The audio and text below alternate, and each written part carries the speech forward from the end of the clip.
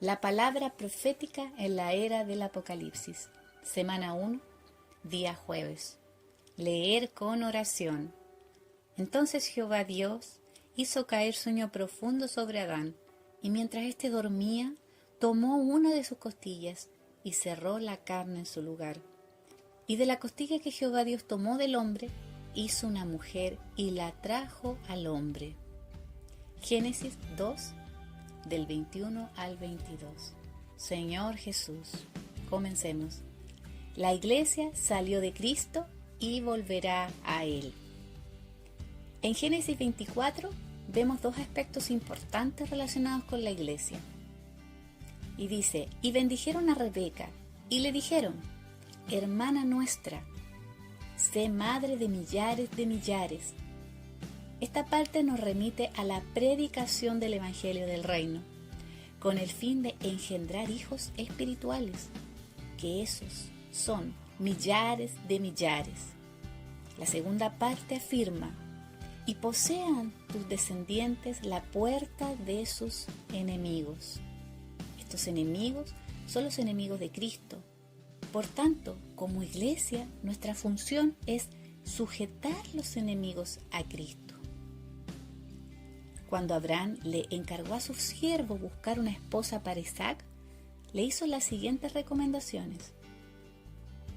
No tomarás para mi hijo mujer de las hijas de los cananeos, entre los cuales yo habito, sino que irás a mi tierra y a mi parentela, y tomarás mujer para mi hijo Isaac. La esposa de Isaac debería ser de su parentela. Esto nos remite al segundo capítulo de Génesis.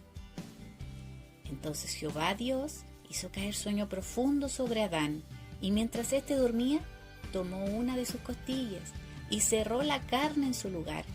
Y de la costilla que Jehová Dios tomó del hombre, hizo una mujer y la trajo al hombre. Señor Jesús. Estos versículos nos muestran el proceso del Espíritu para edificar y preparar a la mujer para que se case con Adán. Cuando Adán despertó del sueño, vio a Eva, una mujer lista, y dijo entonces Adán, esto es ahora hueso de mis huesos y carne de mi carne. Esta será llamada varona, porque del varón fue tomada. Por tanto, dejará el hombre a su padre y a su madre, y se unirá a su mujer, y serán una sola carne. El siervo de Abraham, de acuerdo con este principio, no podía tomar una esposa para Isaac de entre los cananeos, sino de entre su parentela, su origen. Cuando Adán recibió de Dios la incumbencia para darle nombre a todos los animales creados, esperaba encontrar entre ellos una pareja, una mujer para sí, que sería su complemento. Sin embargo, Adán no la encontró. Era como si hubiese dicho, todos estos animales son cananeos, no son como de mi parentela, no son hueso de mis huesos, ni carne de mi carne. La mujer de Adán debía ser parte de él mismo, y así como Rebeca, debía venir de la parentela de Isaac. Como iglesia y novia, nuestro origen está en Cristo. Oh Señor Jesús, cuando Él murió en la cruz, un soldado hirió su costado, de donde salió sangre y agua. La sangre nos purificó y redimió. El agua, que representa la vida de Dios, fluyó hacia adentro de nosotros. Entonces la iglesia fue engendrada. En otras palabras, así como Eva salió del costado de Adán, de su costilla, la iglesia salió de Cristo, es decir, de su costado. Hoy el Espíritu está preparando a las iglesias para que vuelva a Cristo. ¡Aleluya! Servir bajo la determinación del Espíritu. La obra que Dios realiza en la tierra está bajo la responsabilidad del Espíritu. Conforme a lo que vemos en el libro de Hechos, dice, había entonces en la iglesia que estaba en Antioquía profetas y maestros, Bernabé, Simón, el que se llamaba Níger, Lucio de Cirene, Manaén, el que se había criado junto a Herodes, el tetrarca, y Saulo.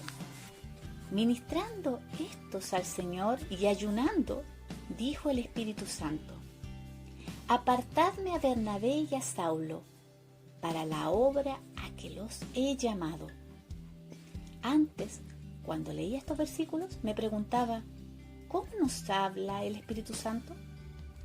Cuando los 5 profetas y maestros de la iglesia se reunieron, ciertamente el Espíritu usó a alguien de entre ellos como un portavoz, puesto que el Espíritu habita en nosotros y habla en nuestro interior. Así que cuando uno de ellos, usado por el Espíritu, dijo eso, hubo una confirmación inmediata en el corazón de los 5. Rápidamente hubo un eco dentro de los que oyeron. Amén. Que así sea, lo confirmó. El Espíritu está hablando. Al final del versículo vemos que el Espíritu Santo tiene una obra y desea concluirla. Continuando, dice: ellos entonces, enviados por el Espíritu Santo, descendieron a Seleucia y de allí navegaron a Chipre. Después de apartar a Bernabé y a Saulo para la obra del Espíritu Santo, los envió a Chipre.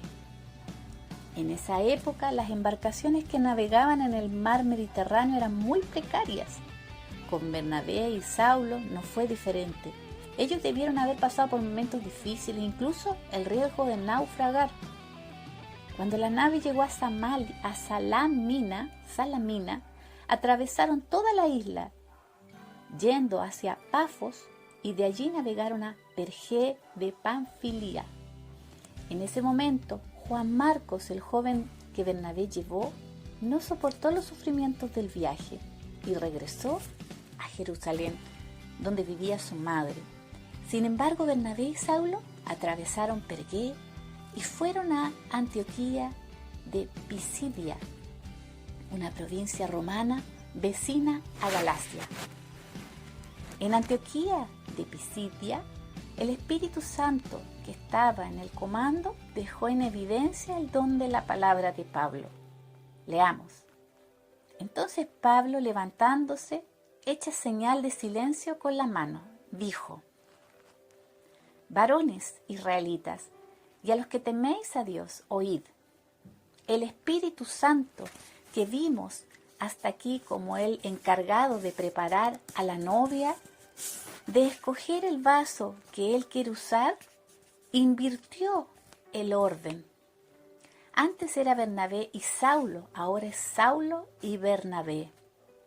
Como se menciona a Bernabé primero en la lista entre los 5 y Saulo al final, al ser enviados, el orden fue Bernabé y Saulo. A partir de Antioquía de Pisidia, el don de la palabra de Saulo, que pasó a ser llamado Pablo, fue resaltado por el Espíritu, por tanto, lo puso antes que Bernabé. Veamos algunas evidencias del nuevo orden del Espíritu.